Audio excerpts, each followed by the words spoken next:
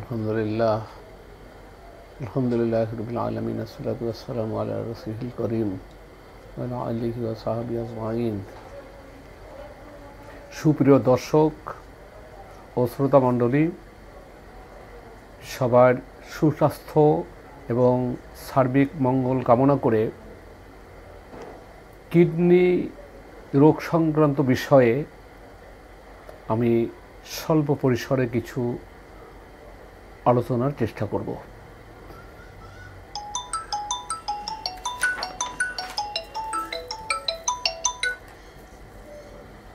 সারা পৃথিবীতে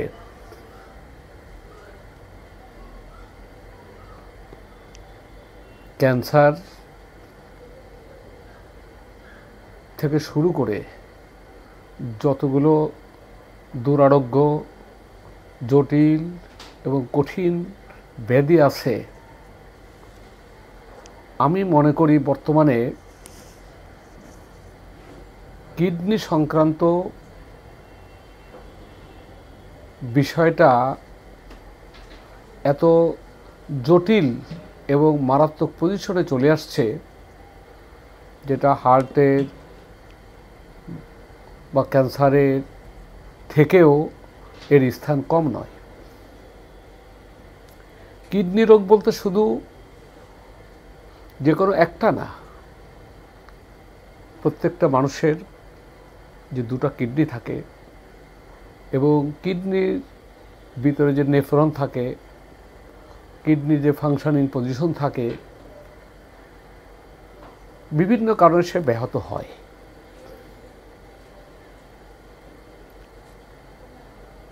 সাধারণ একটা রোগ, এটা খুব সচরাচর, কিডনিতে স্টোন, কিডনি পাথর।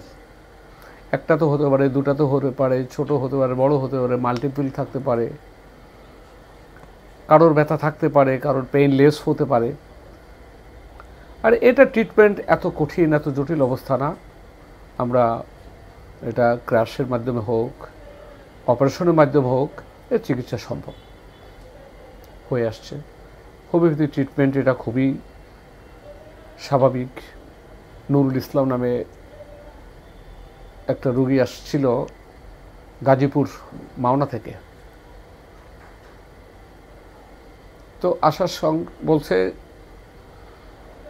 মার্স হাসপাতালে যেতে বললাম অপারেশনের জন্য, আলট্রাসাউন্ড করার জন্য। সেখানে তারা বলল যে এটা আলট্রাসাউন্ড তো কোনো বিষয় না, এটা আসলে তার নিম্নাঙ্গের কোনো শক্তি নেই, মাথা থেকে নিচে সে দাঁড়াতে পারতেছে না। তো আমাকে ফোন দিলে বললো যে না, আলট্রাসাউন্ডটা করে দেখেন। তো আলট্রাসাউন্ডের পরে আমি দেখলাম যে তার কিডনিতে পাথর, স্টোন। তাই আমি বললাম ঠিক আছে, কোথাও যাওয়া লাগবে না, আমি দেখতেছি। ক্যালকেরে কার্ভ ওষুধ দিচ্ছিলাম, মনে আছে আমার।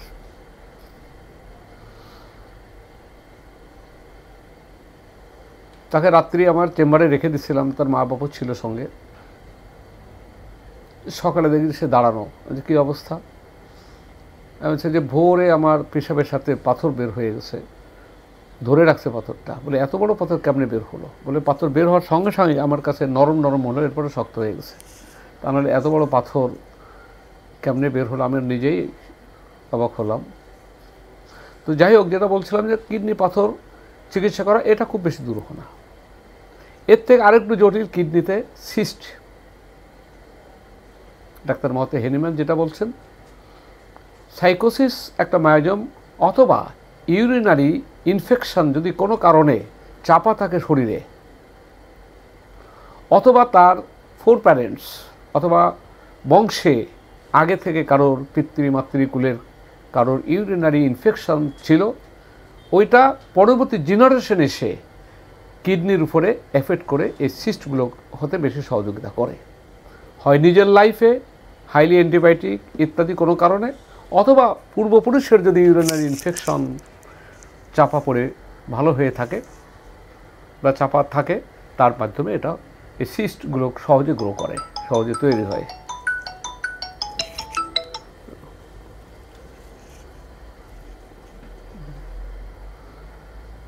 তো আজ এই সিস্টের চিকিৎসা এটাও যদি সহজে না করা হয়, সহজে না করা হয়, এমনকি এক পর্যায়ে এটা ক্যান্সারের দিকে যাওয়াও, টার্ন নেওয়া, এটা খুবই একটা অস্বাভাবিক না। শুধু সিস্ট না, সিস্টের সঙ্গে সাইকোসিস ছাড়া আরও কিছু আনুষঙ্গিক কিছু বিষয় আছে, সেগুলো যদি তার ব্লাড সেল অথবা তার দেহের কোনো কোষের ভিতরে থাকে, সেটার সাথে সংমিশ্রণ হয়ে সিস্টগুলো সহজে ক্যান্সারের দিকে টার্ন নিতে পারে।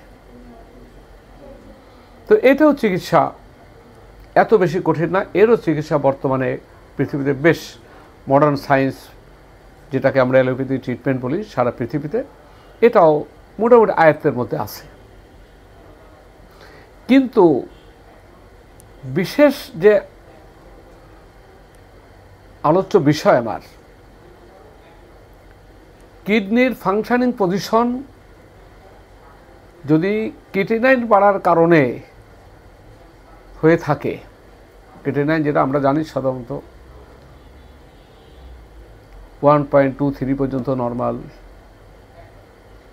কিন্তু বাড়তে বাড়তে যদি এক পর্যায়ে এসে যায় 7 বা 8 বা আরও উপরে উঠে গেলে ডায়ালিসিস ছাড়া আর কোনো উপায় থাকে না। এখান থেকে নিচে নেমে ডায়ালিসিস করার দ্বারা সাময়িক কিছু উপশম হচ্ছে, এটাও ঠিক, বেঁচে তো থাকে,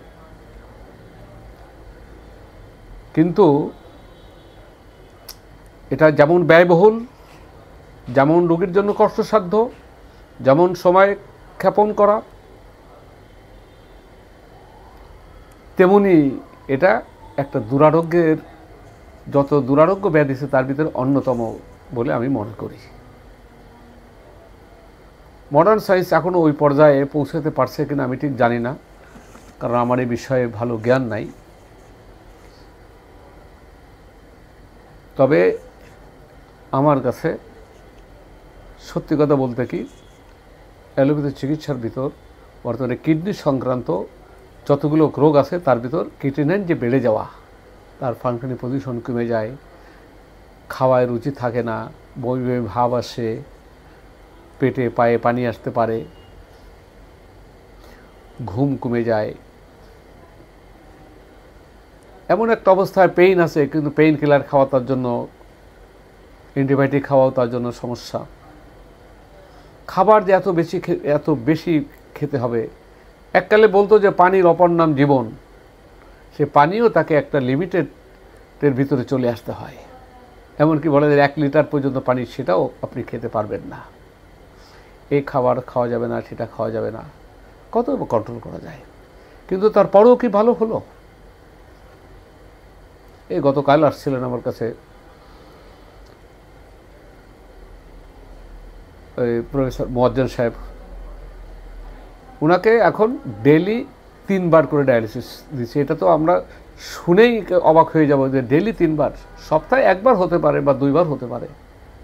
এটা আমাকে বাড়ি বসেই এটা আমার এখন করতে হচ্ছে। এখন যে পেটে পায়ে পানি কোনোভাবে নামানো যাচ্ছে না, অসহায় অবস্থায় 1 বছর ডায়ালিসিস চলতেছে মাত্র। এই বলে এই অবস্থায় আমার কাছে কোনো চিকিৎসার কোনো ব্যবস্থা নাই, যে অবস্থায় চলে আসছে। হয়তো আপনি ভালো মনে করে আসছেন, কেউ বলছে হোমিওপ্যাথি ওষুধ খান, কিন্তু এমন জটিল অবস্থা নিয়ে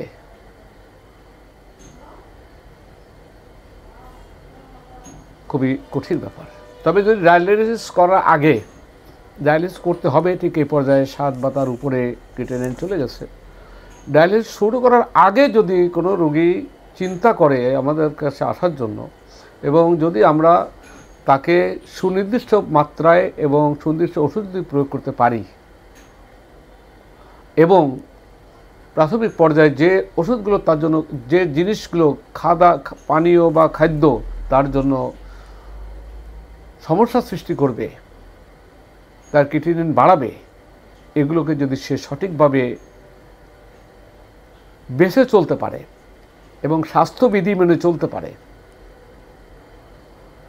যদি তার ব্লাড প্রেশার বেশি থাকে অথবা ব্লাড সুগার বেশি থাকে, এই দুটো যদি নিয়ন্ত্রণে রেখে এর জন্য প্রয়োজনে ইনসুলিন নেওয়া বা আদার্স কিছু যদি নিয়ন্ত্রণে রেখে সঙ্গে সঙ্গে যদি হোমিওপ্যাথি ওষুধ এই কিডনি সংক্রান্ত যে কোনো বিষয়, বিশেষ করে কিডনির বিষয়ে, আমার অনেক রোগী আছে। একটা রোগী আছে গতকাল আসছিল ওষুধ নিতে, 3 বছর ওষুধ খাচ্ছে আমার কাছে। তার 7-এর কিছু উপরে যখন গেল তাকে ফিস্টুলাও লাগানো হয়েছে, তার ডায়ালিসিস শুরু করবে। তো এখন সম্ভবত 2.5 বা 2.4 আছে, তারপরেও সম্পূর্ণ ভালো হতে পারেনি এখনও। তো যাই হোক, 7-এর থেকে 2.4-এ নেমে আসা, এটাও আমি মনে করি তার জন্য অনেক রোগী আবার ভালো হয় নাই, মারা গেছে। লাস্ট পজিশনে যখন এমন অবস্থায় গায়ে পায়ে পেটে পানি চলে আসলে, এটা এমন কি যখন বিভিন্ন চিকিৎসা করা হয়, হোমিওপ্যাথির চিকিৎসা হলো ন্যাচারাল চিকিৎসা। কোনো একটা মেডিসিন আমরা পরীক্ষা নিরীক্ষা ছাড়া, আবিষ্কার ছাড়া কখনো বইতে লেখা হয় না, লিপিবদ্ধ করা হয় না। অনুমান ভিত্তিক চিকিৎসা হোমিওপ্যাথির নাম ধারে কাছে নাই। হোমিওপ্যাথি কখনো হাইপোথেটিক্যাল না, 100% বিজ্ঞান ভিত্তিক। সাধারণ মানুষ তার উল্টা মনে করে। যেমন পানের সঙ্গে মানুষ তামাক খায়, আলো তামাক খায়, সাদা পাতা বলে, অথচ দেখতে সবচেয়ে কালো। মানুষ ঢপ করে পড়ে, আর লোকে বলে যে ঢপ করে পড়ে, আসলে তো পড়ার পরে ঢপ করে। স্লোগান, আস্তে আস্তে শব্দ করা বলে স্লোগান। স্লোগান কাকে বলে? বলে জোরে জোরে, আরও জোরে, জোর হলো না আরও জোরে, এর নাম স্লোগান। খুলনা, বরিশাল গোলপাতা পাওয়া যায়, সবচেয়ে লম্বা পাতা, অথচ তার নাম দিছে গোলপাতা। হোমিওপ্যাথিও মনে হয় যে স্লো কাজ করে, আসলে ডাক্তার হেনিম্যান বলছে homeopathy medicine must be rapidly, gently, permanently and as a whole. Rapidly, কিন্তু আজ বিষয় যেটা, যেমন আমি এখনও হয়তো 10% জ্ঞানও মনে হয় নিতে পারি না হোমিওপ্যাথির উপরে, করতেছি, লোকে আমাকে ভালো মনে করে। তো আমি নিজেই জানি যে আমার 10% জ্ঞান হয়েছে কিনা সন্দেহ, কারণ এর ব্যবস্থাপনা নাই। সারা বাংলাদেশে না, সারা পৃথিবীতে কিভাবে হোমিওপ্যাথিকে দমানো যাবে, কীভাবে হোমিওপ্যাথি চিকিৎসা দুনিয়া থেকে উঠে যাক, এর একটা পায়তারা চলতেছে। আমেরিকায় ছিল বিটি কোম্পানি, সেখানে বিতাড়িত করা হয়েছে।